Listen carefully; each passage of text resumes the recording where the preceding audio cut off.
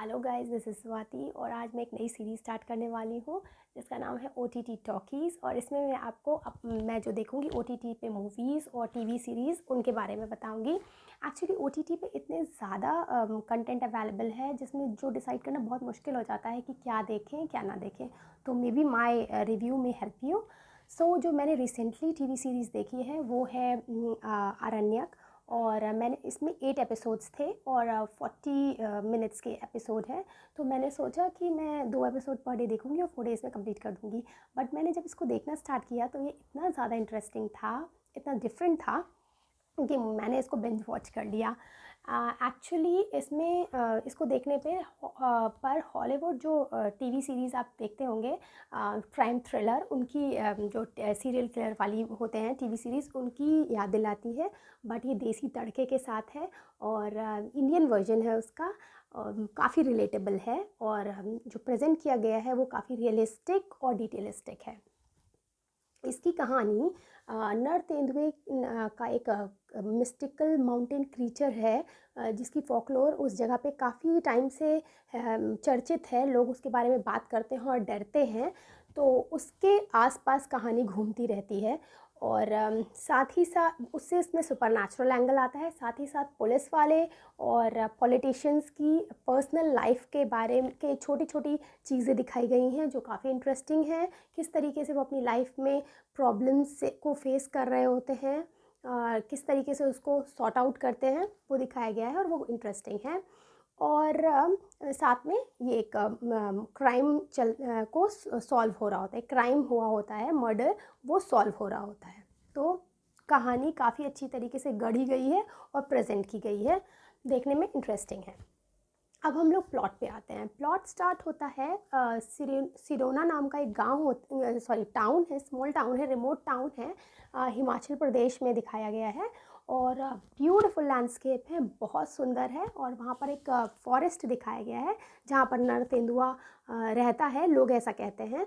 और वो फॉरेस्ट भी इतना जिस तरीके से प्रेजेंट किया गया है वो बिल्कुल जस्टिफाइड लगता है। बहुत ही डार्क ग्लूमी फॉरेस्ट है और कहते हैं कि वहाँ पर नर तेंदुआ रहता है जो 19 साल पहले वहाँ पर उसने कुछ लड़कियों का मर्डर करके, रेप करके मर्डर कर दिया था। बट 19 साल से कोई भी एक्टिविटी नहीं हुई है। और फिर यहाँ पर एक फॉरेनर होती है, एमी बैप्टिस्ट, 19 ईयर्स की बच्ची होती है, उसका रेप और मर्डर हो जाता है। वहाँ से कहानी स्टार्ट होती है। और इसमें जो मेन कैरेक्टर, लीड कैरेक्टर में है रवीना टंडन जी। तो उन्होंने कस्तूरी डोगरा का रोल प्ले किया है जो SHO हैं। और वो उस समय लीव पर जाना चाहती हैं अपनी फैमिली के, कुछ उनको प्रॉब्लम्स चल रही होती फैमिली में, उनको अपनी फैमिली को टाइम देना होता है, तो वो लीव पे जाती हैं। और एट द सेम टाइम ये एक क्राइम हो जाता है वहाँ पर। अभी 19 साल से कोई क्राइम नहीं हो रहा था और जब वो लीव पे जा रही हैं तभी इस तरीके का कुछ चीज़ हो जाती है। अब वो बहुत कश्मकश में हो जाती हैं कि उन्हें जाना चाहिए कि नहीं जाना चाहिए, क्योंकि ये एक बड़ा अपॉर्चुनिटी है उनके लिए। अगर ये केस सॉल्व हो जाता है तो वो उनके प्रमोशन में हेल्प कर सकता है, तो वो बैक ऑफ होने लगती हैं। अच्छा, जब उन्होंने लीव के लिए अप्लाई किया हुआ था तो उनके रिप्लेसमेंट के लिए एक इंस्पेक्टर अंगद आते हैं शहर से। तो उनकी अपनी एक अलग बैक स्टोरी है। 5 साल पहले उनके साथ कुछ बहुत ही गलत घटना घटी हुई है जिसकी वजह से उनकी पूरी फैमिली लाइफ उथल पुथल हो रखी है और वो इतने बहुत ट्रबल्ड हैं। और वो उस चीज़ को, अपने ट्रबल से दूर होने के लिए वो इस जगह पर आते हैं। बट होता क्या है कि उनका पास्ट उनका पीछा नहीं छोड़ता है और यहाँ पर भी उनकी लाइफ से रिलेटेड गुत्थियाँ खुलने लगती हैं। अच्छा, इन दोनों पुलिस ऑफिसर्स में ईगो क्लैश भी दिखाया हुआ है। किस तरीके से रवीना जी अलग तरीके से काम करना चाहती हैं, कस्तूरी डोगरा अलग तरीके से काम करना चाहती हैं। उनका एक लोकल फॉर्म में काम करने का तरीका है, यहाँ पर सब सेट है और सबको वो जानती हैं। उनका अपना एक तरीका है, वो आसानी से लोगों को, बहुत ही लूज़ हैंड है, आसानी से लोगों को मारने लगती हैं और थोड़े बहुत हार्श लैंग्वेज का भी यूज़ करती हैं।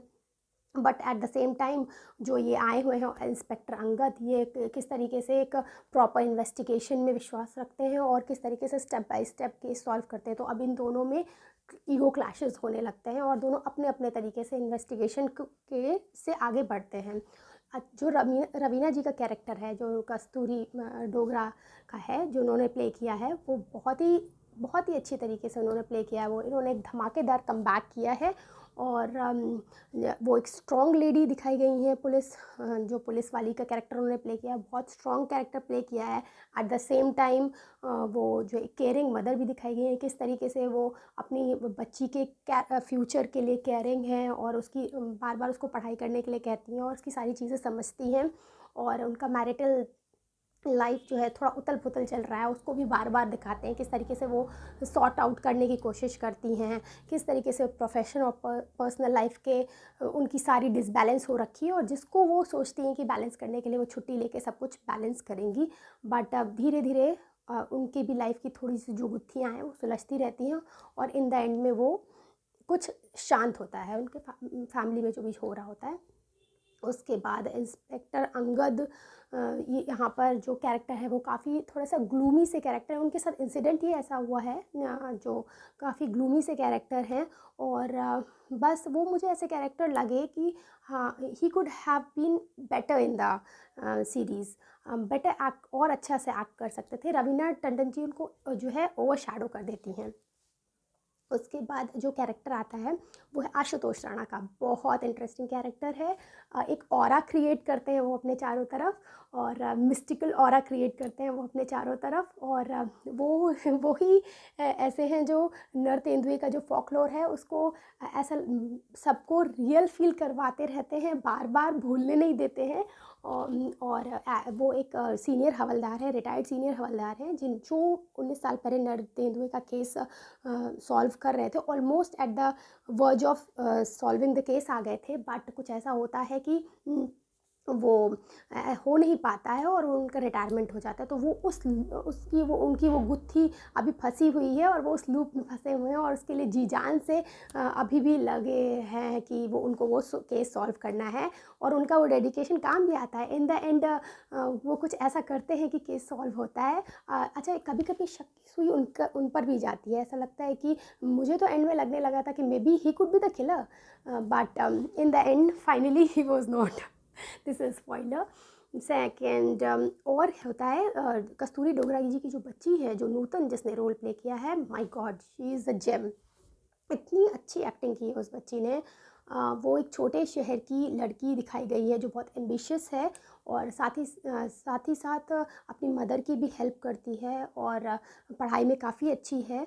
उसके अपने सपने हैं और पेरेंट्स को भी उससे काफ़ी उम्मीदें हैं और उसने बहुत अच्छा रोल प्ले किया है। उससे इतना ज़्यादा अटैचमेंट हो जाता है, एक आत्मीयता हो जाती है उससे कि उसके दुख से कभी कभी दुख फील होने लगता है। और उसका एक वो है टीनेज लव है उसका दिखाया गया। उसका एक लवर है बंटी। वो जो दिखाया गया लड़का वो भी काफ़ी सुधरा हुआ लड़का दिखाया गया है, सीधा साधा सा लड़का है। और उसने अपने जिस भी कैरेक्टर को उसने प्ले किया बहुत एप्ट था वो। और वो टीनेज लव बहुत स्वीट था उनका। एक और इंटरेस्टिंग कैरेक्टर इसमें गोविंद जी, जो कैफ़े चलाते हैं, कैफ़े सुरोना चलाते हैं और वो उनके चारों तरफ भी शक्की सुई घूमती रहती है। He could be the killer may be.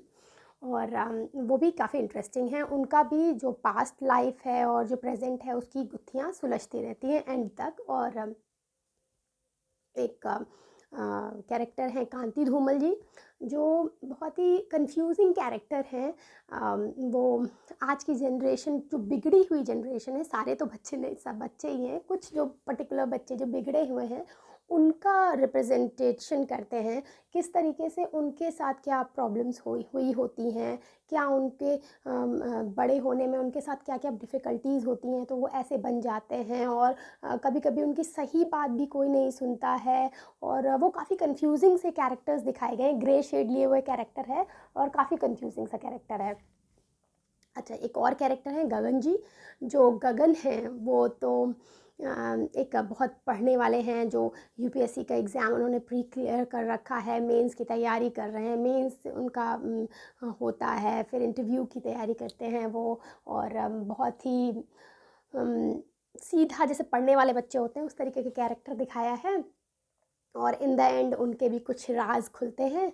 और ऐसे इस कहानी में ये दिखाने की कोशिश की है कि कोई जो सामने से कैसा दिखता है वो अपने पीछे कितने राज और कितनी चीज़ें छुपाए होगा आप बिल्कुल नहीं समझ सकते। आसानी से किसी पे भी भरोसा नहीं करना है। पॉलिटिशियंस दिखाई गई हैं, एक स्ट्रॉन्ग लेडी दिखाई गई हैं, जगदम्बा जी दिखाई गई हैं, जो एक स्ट्रॉन्ग लेडी हैं, लेकिन वो अपने बच्चे कांति धूमल से बहुत परेशान हैं। और साथ ही साथ वहाँ के राजा मनहास जी दिखाए गए हैं, जो पॉलिटिशियंस के साथ, जगदम्बा जी के साथ, और डीसी एक कैरेक्टर है उनके साथ पावर प्ले में हर समय रहते हैं, पुलिस को अपने करप्शन से दबाए रहते हैं और पावर प्ले में हमेशा पावर में आने की कोशिश करते रहते हैं। तो बहुत सारे कैरेक्टर्स के साथ ये कहानी गढ़ी गई है और मेरे हिसाब से कहानी बहुत ही अच्छे तरीके से प्रेजेंट की गई है।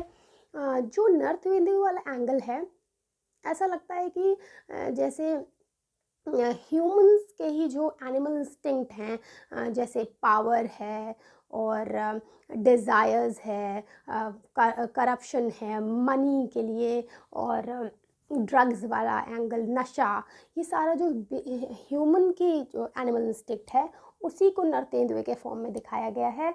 और साथ ही साथ ये भी कह सकते हैं कि ह्यूमंस के बीच में ही वो जो छिपे लोग हैं वही एनिमल्स के फॉर्म में लोगों को हार्म कर रहे होते हैं और हमें बिल्कुल भी पता नहीं चल पाता है। वो सब हमारे बीच में ही होते हैं और हमें बिल्कुल समझ नहीं आता है, पता नहीं चलता है। तो all in all, in my opinion, it's a good series, and I will suggest you to watch it at least once. It's a good series and it deserves to that we should watch it. Thank you. Bye bye.